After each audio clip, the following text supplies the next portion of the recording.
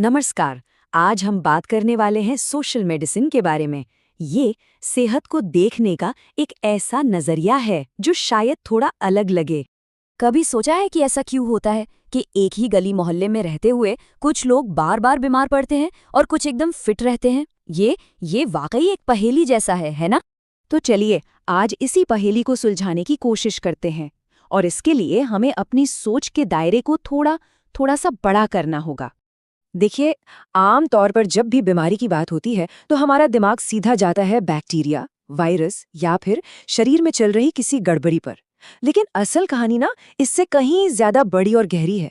सिर्फ बायोलॉजी से हमें पूरी पिक्चर नहीं मिल सकती। और बस यहीं पर एंट्री होती है एक बिल्कुल अलग तरह की मेडिसिन की, जिसे कहते हैं सोशल मेडिसिन। ये हमें वो पूरी पिक्चर दिखाने में मदद करती है। तो इसका मतलब क्या हुआ? मतलब ये कि ये सिर्फ बीमारी को नहीं देखती, ये उन सामाजिक कारणों की तह तक जाती है जो बीमारी को पैदा कर रहे हैं। जैसे किसी की आर्थिक हालत कैसी है, पढ़ाई लिखाई का स्तर क्या है, या फिर वो किस तरह के माहौल में जी रहे हैं। कहते हैं ना, इंसान एक सामाजिक प्राणी है, और ये बात बिल्कुल सच है। हम सब एक समाज में रहते हैं और हमारी सेहत हमारे आसपास के ताने बाने से जुड़ी हुई है। इसे हम अलग करके देख ही नहीं सकते।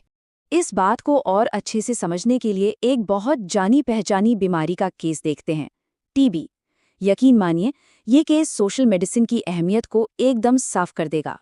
हम सब टीबी मतलब ट्यूबरक्यूलोसिस के बारे में जानते ही हैं।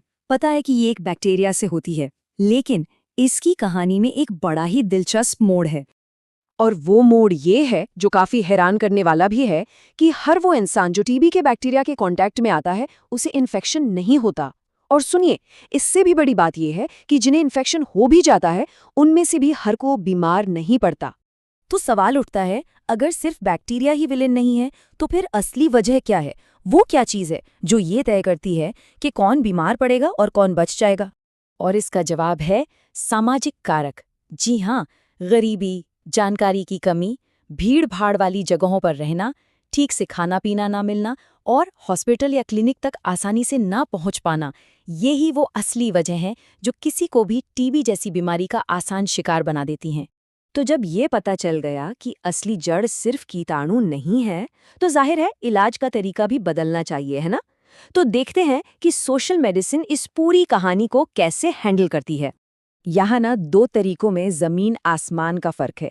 देखिए, जो पारंपरिक तरीका है वो सिर्फ बैक्टीरिया पर फोकस करेगा, मतलब बलगम की जांच करेगा और दवाइयाँ दे देगा, बस।